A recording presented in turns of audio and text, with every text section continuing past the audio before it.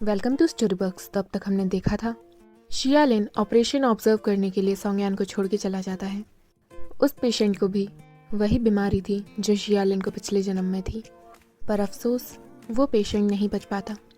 शियालिन दुखी होकर बाहर आता है और वहाँ उसे सोंगयान दिखता है जो कि उसका 5 घंटे से इंतज़ार कर रहा था। तो आगे की कहानी शुरू करते हैं। सोंगयान बोलता है, मुझे नहीं पता था कि तुम किस फ्लोर पर हो और मैंने तुम्हें कॉल करना भी सही नहीं समझा क्योंकि मुझे लगा कि मैं तुम्हें डिस्टर्ब करूँगा। फिर मैंने सोचा तो मुझे लगा कि मुझे यहाँ इंतज़ार करना चाहिए। ये देखकर शियालिन, जो कि अभी तक अपने आंसू रोक रहा था, वो नहीं रोक पाता और रोने लगता है। सोंगयान शियालिन के पास आता है और बोलता है, शियालिन क्या हुआ? क्या मैंने तुम्हें फिर से निराश कर दिया? बताओ। शियालिन फिर हिचकिचाती हुई आवाज़ में बोलता है, नहीं ऐसा कुछ नहीं। सोंगयान बोलता है, फिर? शियालिन बोलता है, जो पेशेंट था वो नहीं रहा। सब ने पूरी कोशिश करी पर फिर भी हम उसे नहीं बचा पाए। सोंगयान बोलता है, क्या वो पेशेंट तुम्हारा दोस्त या रिलेटिव था? शियालिन बोलता है, नहीं। सोंगयान बोलता है, फिर तुम? और फिर वो थोड़ा रुक जाता है, उसके बाद कंटिन्यू करता है, शियालिन, डॉक्टर्स की ज़िंदगी में ही होता है कि वो इंसान का जीना और मरना देखें। तुम इतने नरम दिल हो, इस तरह रहे तो तुम आगे जाके डॉक्टर कैसे बनोगे? शियालिन कुछ नहीं बोलता पर वो मन में सोचता है, सोंगयान, तुम नहीं समझोगे कि मैं क्यों दुखी हूँ। मैं केवल उस पेशेंट की वजह से दुखी नहीं, बल्कि उसके थ्रू मैंने अपनी पिछली ज़िंदगी देख ली। अगर उस ज़िंदगी में मैं चाहता और भाई की बात मानकर अपना ऑपरेशन करा लेता तो शायद फिर भी मैं नहीं बच पाता। सोंगयान शियालिन के कंधे पर हाथ रखता है और बोलता है, अब निराश मत हो, उसके बारे में सोचना छोड़ो, मैं बहुत भूखा हूँ। क्या हम बाहर खाना खाने चले? शियालिन बोलता है, तुमने लंच कहाँ करा था?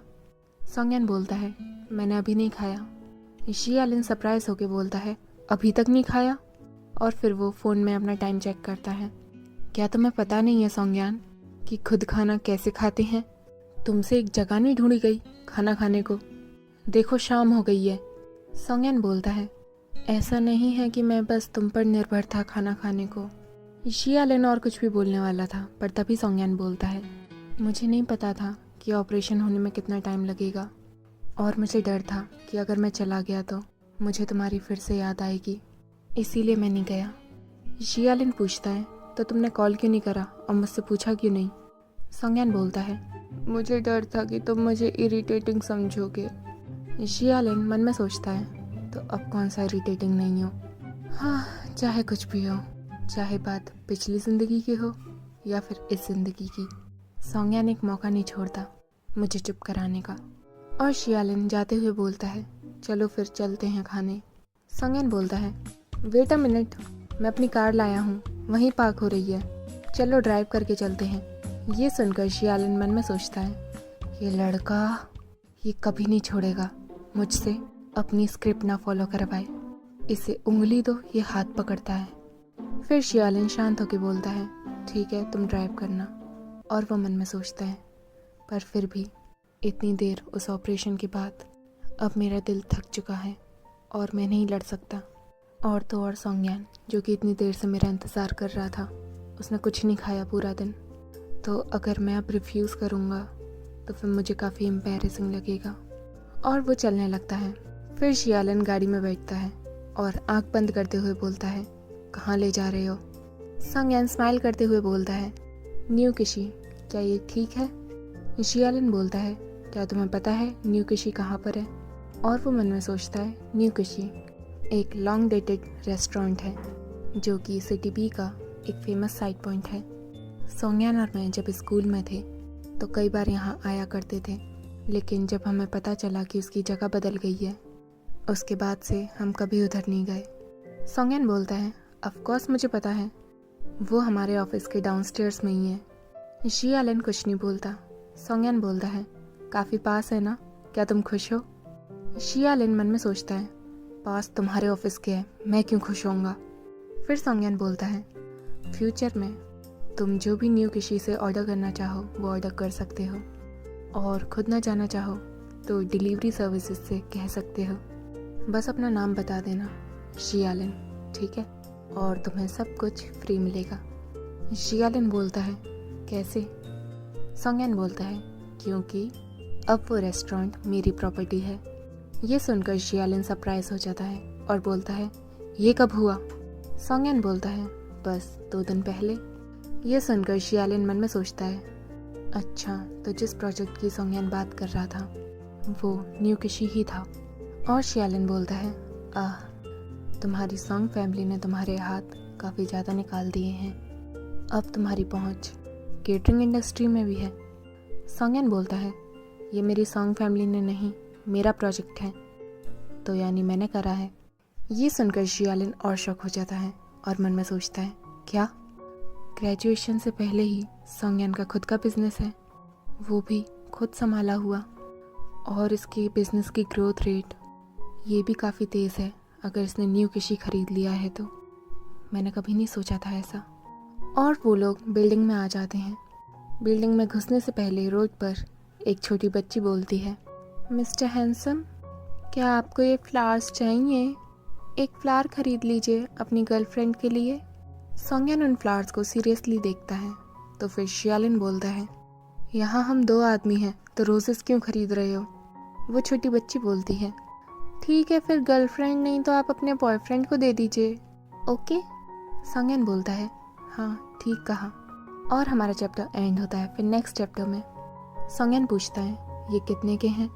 वो छोटी बच्ची बोलती है, क्या मिस्टर हैंडसम बस एक ही खरीदेंगे? और खरीदिए, मैं आपको डिस्काउंट दूंगी। सोंगयान बोलता है, क्या सच में? जियालिन फिर पीछे से गुस्से में बोलता है, ये मत समझना सोंगयान कि इन्हें खरीदने के बाद तुम इन्हें मुझे पकड़ा दोगे। मैं ऐसी फालतू चीज़ लेके कभी नहीं चलूँगा। या तो तुम इन फ्लावर्स को खरीद कर फेंक देना या फिर इन्हें कुचल देना।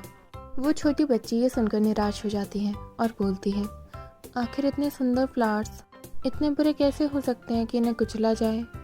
ये सुनकर जियालिन मन में सोचता है, नहीं, मैं ये नहीं चाहता था कि मैं उस छोटी बच्चे की इंसल्ट करूं, लेकिन अगर सोंगयान फ्लावर्स खरीदेगा वो भी मेरे लिए, तो मेरे से बर्दाश्त नहीं होगा कि मैं उन्हें संभाल कर रखूं। फिर बाद में सोंगयान बोलता है, कोई बात नहीं लिटिल गर्ल, उसके मुंह से तो हमेशा जहर ही निकलता है और कुछ नहीं। और जियालिन कुछ कहने लायक नहीं रहता। फिर बाद में सोंगयान उस छोटी लड़की को बोलता है, ये फ्लावर्स बहुत ब्यूटीफुल हैं, मैं ये सब खरीदूँगा, पर ये फ्लावर्स अभी मैं तुम्हें देता हूँ, और पैसे भी जब भी मुझे मौका मिला कि कोई राज़ी है इन्हें लेने के लिए, तब मैं तुमसे ये वापस ले लूँगा, ठीक है? वो छोटी लड़की फिर बाद में खुश हो जाती है और बोलती है, थैंक यू मिस्टर हैंडसम, मैं आपको याद रखूँगी। आप और आपके बॉयफ्रेंड हमेशा साथ रहें। जियालिन मन में सोचता है, मैंने तो कुछ करा भी नहीं, तो बॉयफ्रेंड का टैग क्यों मिल गया? और फिर वो लोग बिल्डिंग के पास चलने लगते हैं। जियालिन बोलता है, तुम काफ़ी खुश हो, पैसे उड़ाने वाले आदमी बन गए, है ना? सोंगयान स्माइल करता है और बोलता है, क्या पैसे उड़ाना और किसी को खुशी देना, क्या इनमें कोई फ़र्क नहीं? आखिर पैसे भी तो खुशी के लिए ही खर्च करे जाते हैं। और सोंगयान हंसते हुए बोलता है, अगर तुम चाहो तो मैं तुम्हें रोज़ 999 फ्लावर्स दिया करूँगा, रोज़ भिजवाया करूँगा। फिर सोंगयान बोलता है, पर तुम्हारी शक्ल देख के लगता है कि तुम्हें फ्लावर्स बिल्कुल भी नहीं पसंद, इसीलिए फ्लावर्स तो मैं बस तुमसे एज अ गिफ्ट ही लूँगा। मैं तुम्हें गिफ्ट नहीं करूँगा, मैं कुछ और करूँगा, ठीक है? जियालिन मन में सोचता है, मैं फ्लावर से नफ़रत नहीं करता, मुझे बस ये पसंद नहीं कि फ्लावर्स तुम्हारे द्वारा दिए जाएं। मेरी पिछली ज़िंदगी में जब सोंगयान ने यू लुओतोंग को प्रपोज़ करा था तो उसने अपना बेस्ट परफॉर्मेंस दिया था, हर वो इच्छा पूरी करने में जो कि एक रोमांटिक कपल्स की होती है, और उसकी हर कोशिश से यू लुओतोंग हमेशा अपना दिल उस पर हार बैठता। लेकिन मैं जब भी सोंगयान को देखता ऐसी हरकतें करते हुए, वो भी किसी और के लिए, मेरे रोंगटे खड़े हो जाते और मुझे काफ़ी अजीब महसूस होता। क्या प्यार का मतलब ये नहीं कि 2 इंसान एक दूसरे को समझें और साथ रहें, अपनी पूरी ज़िंदगी उसके लिए ही जिएं? तो फिर क्यों लोग अटेंशन अट्रैक्ट करने के लिए ऐसी हरकतें करते हैं और फिर इन हरकतों को रोमांस का धब्बा पहना देते हैं?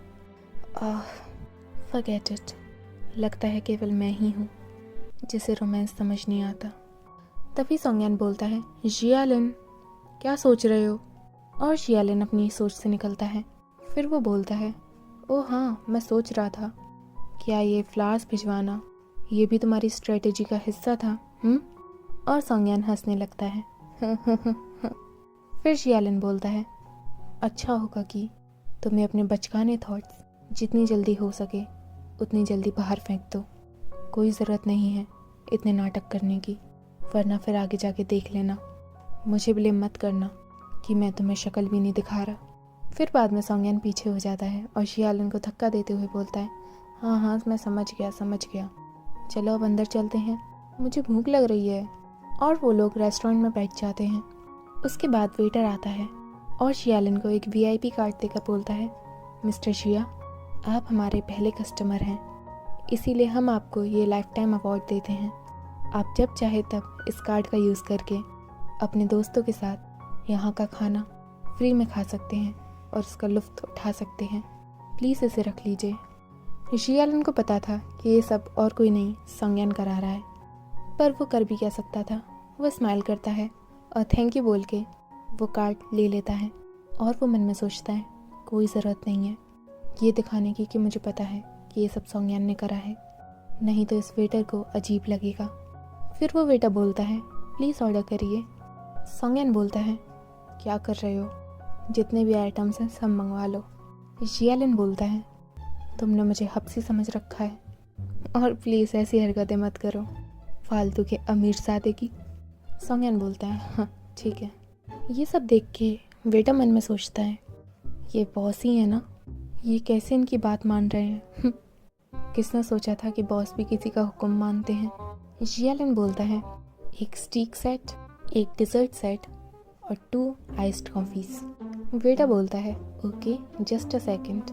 फिर सोंगयान जियालिन के पास आके बोलता है, क्या तुम बस इतना ही खाओगे? जियालिन बोलता है, रात को ज़्यादा नहीं खाना चाहिए, बॉडी को डाइजेस्ट करने में तकलीफ़ होती है। सोंगयान बोलता है, जो लोग मेडिकल स्कूल से आते हैं वो इंसान नहीं एक इंसाइक्लोपीडिया होते हैं। जियालिन बोलता है, क्या तुम मजाक बनाना बंद करोगे? सोंगयान बोलता है, क्यों? अभी तुम मुझे अमीर ज़्यादा बुला रहे थे, क्या तब तुम मुझे परेशान नहीं कर रहे थे? ये देखकर दोनों एक दूसरे की ओर देखते हैं और फिर जोरों से हंसने लगते हैं। जियालिन को इतना खुश देख सोंगयान मन में सोचता है, इस वक्त लगता है कि वो सारी बातें, वो सारी यादें सब इकट्ठा होके वापस आ गई हूँ। और वो सीधा जियालिन के पास जाके जियालिन को किस कर लेता है। और इसी के साथ हमारा चैप्टर ख़त्म होता है। आगे जानने के लिए देखते रहिए स्टोरी बक्स।